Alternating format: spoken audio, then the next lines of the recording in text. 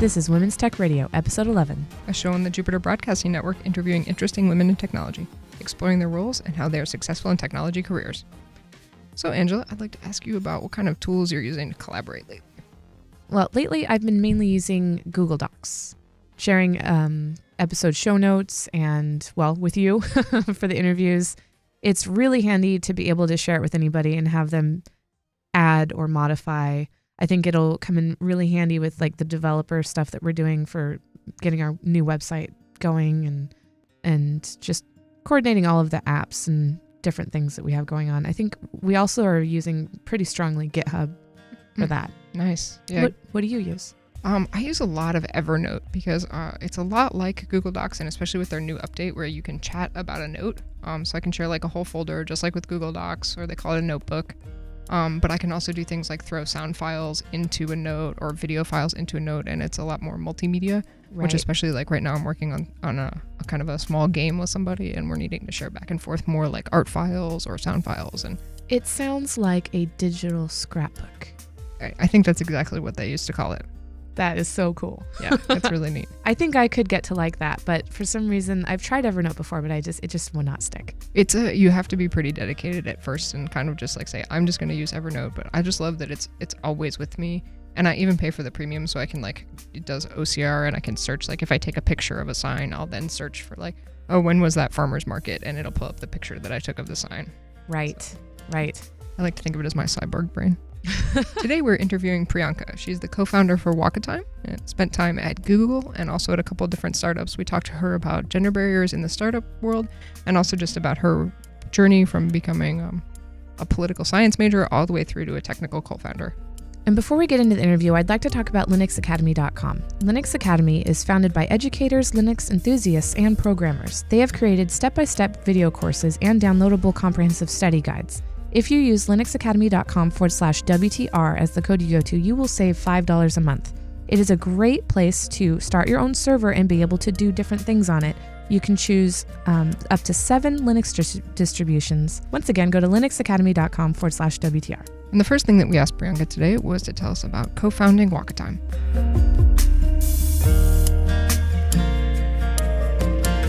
I have been in technology for a while. I graduated from Stanford and then got a job at Google.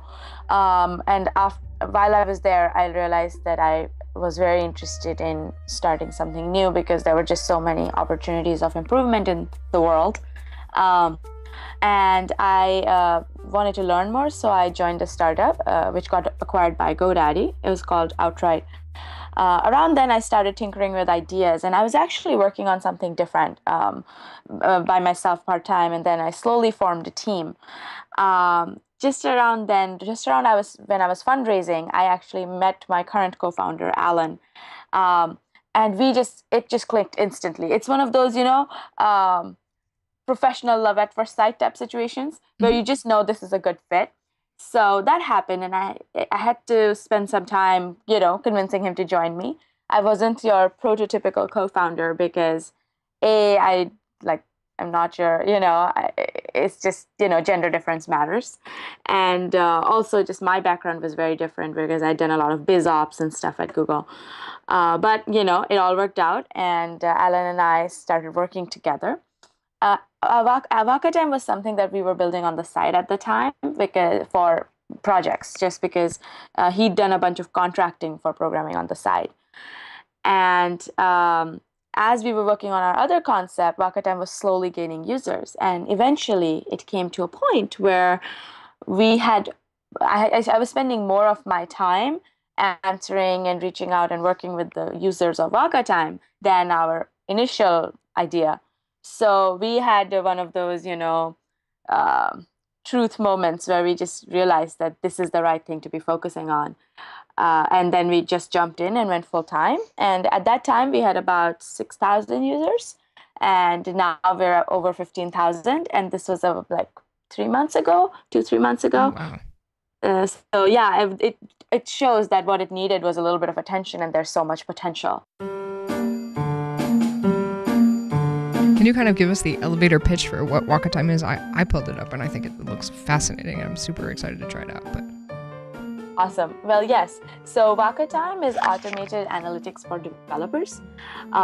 It's a product by developers for developers, so it's very focused on, our world. So effectively what you do is you install a plugin from our website. It's an open source plugin always. We support 19 text editors and IDEs. Once you've installed and set up, then you're good to go, and automatically Wakatime will get heartbeats from your text editor and record data in real time. And you can look into your dashboard on Wakatime to see, hours programmed, languages used, and this is going to be interesting, but soon framework detection as well.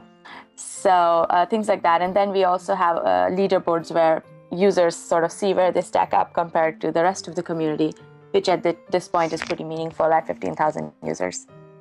What puts you on the leaderboard?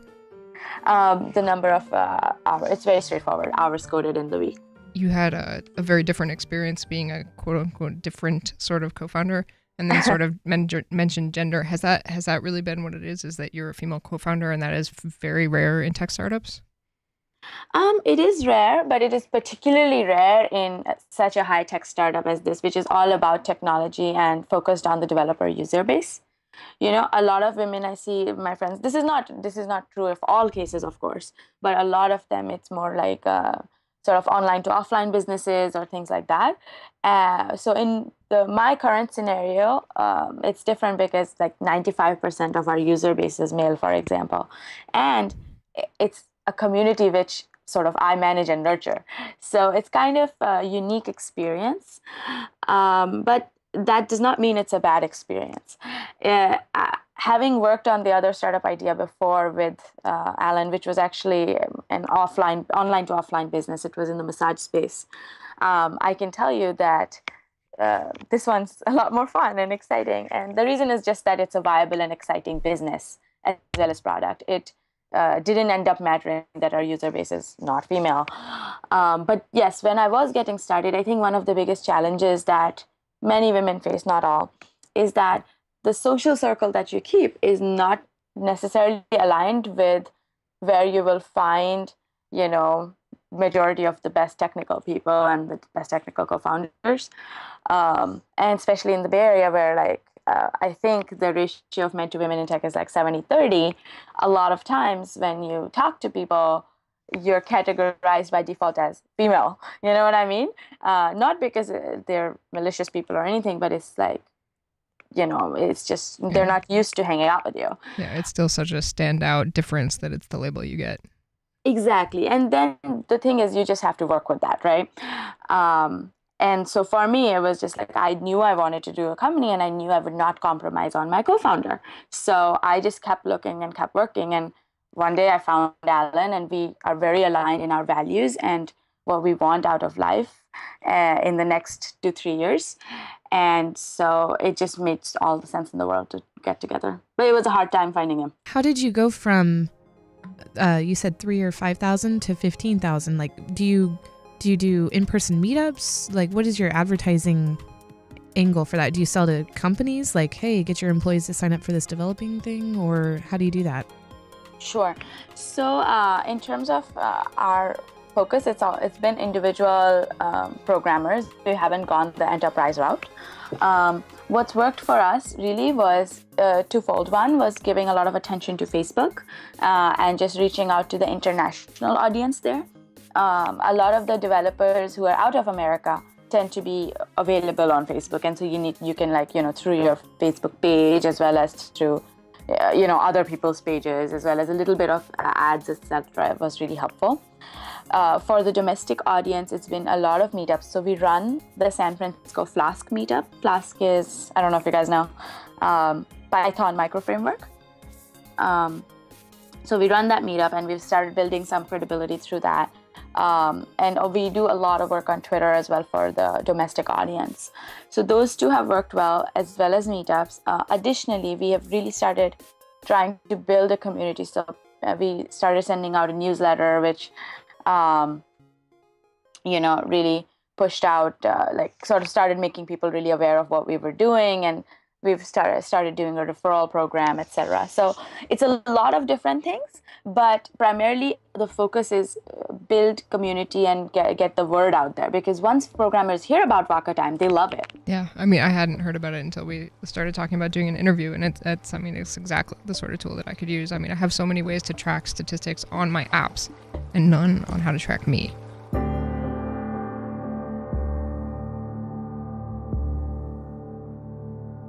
You mentioned before that when you were, I think, at Google, you were doing more biz ops. How did you do the transition into like a much more technical role? The way it happened was when I was at Google, I was doing partnerships for AdSense. Then over there, I was sort of like a team representative to a product group because they were building something we needed, our team. And that's where my real transition into deep tech started, because I ended up becoming the product manager for that team for a brief period of time, because their actual PM left, and the product that we needed, I felt strongly that needs to be built. So I was like, hey, I can just help build this because I get along really well with the engineers. Let's do it, that kind of thing. And we did a great job, and we actually launched that product. It was an internal tool. And that was where I got my first taste of working solely with engineers, focusing on product and evangelizing it, and afterwards within the sales teams, and really enjoyed it. I actually got an offer to join the engineering team at Google at that point. And believe it or not, I actually said no because I've actually talked to a bunch of non-technical people who were in those roles, and they kind of didn't seem that, they seemed very daunted by the fact that they were surrounded by tech folks, and I heard a lot of self-doubt there, and I was like, oh, it sounds like people aren't being valued here, so maybe that'll happen to me. And my self-doubt took over, and I didn't join. Then after that role, though, I became a sales engineer for DoubleClick, another Google product. And that steadily I was getting more technical. And then when I joined the startup Outright, which got bought by GoDaddy, I did a lot of hands-on work, whatever was needed, right? Like SQL queries, website, marketing page, anything. That's what startup is. And so by that time, I felt very comfortable. And then once I met Alan and really got involved with Wakatime, it was just such a natural transition that I'll just say it just started working out. Going back, like, do you think you could have taken that technical role at Google, or was the journey really important? So I actually think I could have taken that role simply because the people who were offering it to me were really excited about me, and they were all VPs and they were going to mentor me. So I could have done it. However, I feel like what I have learned now, which was at the startup that I joined, was a lot of hands-on stuff on how to run a business and get started. I would have missed out on that. So it's a trade-off, and either way, I'm sure I would have landed on my feet. But this set of experiences is great because now I'm so immersed in the technology with Wakatime, because it's just me and Alan and a few contractors. So I can't afford not to be. And it's working out great. Recently, we started up a Women's Tech Radio Tumblr account, and it's kind of like a faux blog. And basically, we have our transcription of each episode on there. And I noticed that you have recently started blogging for your company. Right, that's correct. Is that something that you will continue to do? And do you want to talk about that a little bit? Yeah, absolutely. So something that's very obvious in the industry to me, and the type of products we build, is that blogging is a great force. It's such an equalizing way to get your word out there as a young startup, especially.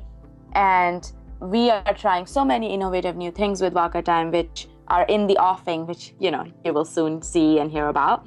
And I see blogging as a great way to, explain the use cases, show how it can really transform development and all that. So I plan on continuing to blog, actually, and to blog a lot more. My goal, and actually I'll just say this here because it'll help me stay accountable. My goal is to do at least a blog post a week. Nice. Yep, exactly. So yes, you'll see a lot more of me. So your first blog, it's 3 hacks to increase your productivity. Do you want to explain what those 3 hacks are, or do you want us to just link that in the show notes and people can go and read it on their own? So I'll give a brief overview of what prompted that post, and I'd love it if you guys tagged, link to it in your. Absolutely. Okay, awesome. So basically, what we found as we've evangelized Wakatime is that students really find Wakatime useful. Basically, anybody learning something find it really useful, because the bottom line when you try to increase your skill level is to know where you were at before, right? So you know how you do. You have to track yourself. And by using Wakatime, what people can do is they'll start tracking their hours programming as well as languages. And you also know like what folders you're working on, projects, etc. And you can see how you progress over time. Like first is just like the cold feet, right, of the first few days, where did you just code like 30 minutes or did you get better and do more and more? And so one is the cadence of how your hours increase. The other is also how many files you start touching. And so Wakatime can tell you really well how you're progressing in your learning. So actually we are in conversations with quite a few code schools in the Silicon Valley area as well as outside. So there's a female developers boot camp called HackerU out of Toronto that uses us for that precise reason, because it helps their students so much, calibrate themselves, and the instructors know how they're doing too. And then there's another code school called Da Vinci Coders that uses us. We're currently in conversations with a company called CodePath, which does sort of boot camps for experienced developers, and they're all so excited to start using us. And this is an area we're going into as a company, just to enable education in tech. So there are lots of ways to become better at programming. The first step, though, is to track, and that's where Wakatime comes in. Do you have a language of choice that you code in? So I do a lot. I end up doing a lot of front-end stuff with just, HTML, CSS, JavaScript. But I'm trying to get better at Python since, that's what our whole backend is built on. So do you use Wakatime yourself to help you track that? Oh, yeah, all the time. Awesome. Are you on the leaderboard? No, I wish. Oh my gosh, both me and Alan are like, when will we ever make it in the top 50? When will it happen? But you have to understand, there are such rock stars on there. Many weeks, the average hours per day is 10 plus hours a day. Oh my goodness. Pure coding. Wow. Yes, exactly. I don't think I'll ever be on your leaderboard. Yeah. Hey, never say never. Awesome. And so one thing we didn't ask is what did you have an educational background? Like, do you have a science degree or anything like that? I know I like to talk to people because I have a theater degree and I'm still a developer, and that transition was really interesting for me. Yes, actually. So I have a political science degree from Stanford, and so definitely non-technical. And while I was in college, I was much more focused on, things like student government. I ran the undergraduate senate at Stanford and that kind of stuff. Once I graduated, the job at Google was serendipitous. It was a very bad economy. I needed an H-1B visa to even get a job. So I had very narrow, I had a very tight set of needs that needed to be met before I could actually get a job. And it worked out wonderfully when Google hired me and also processed my visa for me. And that's what really pulled me into tech. And very quickly I started realizing that, look, very clearly, I just need to learn to program to become good in this industry. Now, maybe I'll never be, like Alan, my co-founder, who's like a 10 or 100x engineer, but I definitely need to get good at this. So I slowly started looking. I had taken a few computer courses at Stanford, so that was really helpful, actually. And then I just started tinkering around a little bit and hanging out with a lot of technical people. And then when we jumped full time into the startup, I did all our the landing pages and stuff like that. And it's just I'm more of a DIY person, and I learn by doing, and that's sort of been my journey.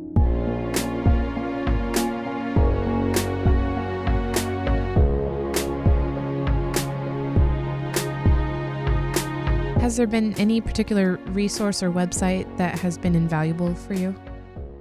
So when I was just starting, W3 Schools was super useful. Yeah, they're so simple and clear. I love that.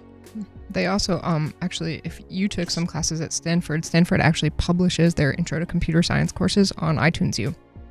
Oh yeah, that's right. Yes. Yes, and I found them really helpful too. Yeah, no, those are great. You're right. I also sometimes when it's like, sometimes I just like when it's a very specific like task, like less about, learning, but like a task, then I sometimes look at YouTube. And also, what is this other thing I've been looking at a lot lately? It's escaping my mind right this second, but there was something I used. It wasn't your usual Stack Overflow stuff, but in general, I just I've been Googling a lot, and then YouTube was really helpful, W3 schools. But now a lot of times I also find myself, working with Alan on the harder things. Right. A one-on-one, a peer type situation. Exactly. Yeah. Exactly. And do you find meetups useful? I said you guys run the Flask meetup. Has that been helpful for you? Oh yeah, because Alan is a really good teacher. And so he started with like very intro to Flask, like why Flask is fun, that kind of stuff. And so that's been really good for me. Oh, and the thing I was missing was I really like the Mozilla Developer Network. It's such a great guide. Oh, yeah, I will have to check that out. I haven't looked at them yet. Yeah, they're really useful. And especially as you graduate, I would say, from W3 schools, it really starts helping out. Very cool. And I just kind of wonder, what do you like to do in your free time? Like, what are your hobbies that maybe aren't so techy? So, running a startup, you don't really have any hobbies. Yeah, right. I know. A startup is the hobby. Yeah. It's literally, I work more than 12 hours a day and I don't even notice it is the weird part. But, when I do have some time, I think, especially detox days, I would say I really like to read, and just light fiction stuff is fun for me. Usually I like British authors because I grew up in India and we were very well fed on British authors. And then I also just like to, just talk to different people and just bounce off ideas, help them with their startup stuff, and just, be involved in the tech community. It's really fun for me. Well, this has been a fantastic interview. Thank you so much for joining us. And I am super excited to go check out Wakatime.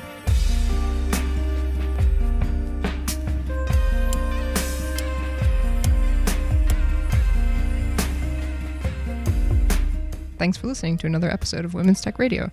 If you'd like any information about the resources that our guest talked about, or her social profiles to check her out, or links to Wakatime, please check the show notes. Also there you'll find our RSS feed. If you'd like to add us, you can search us on iTunes or use your favorite podcatching app. You can also find us on Twitter at HeyWTR. You can look at our Tumblr, which has full transcription of each show, and that is heywtr@tumblr.com. Or you can email us, wtr@jupiterbroadcasting.com.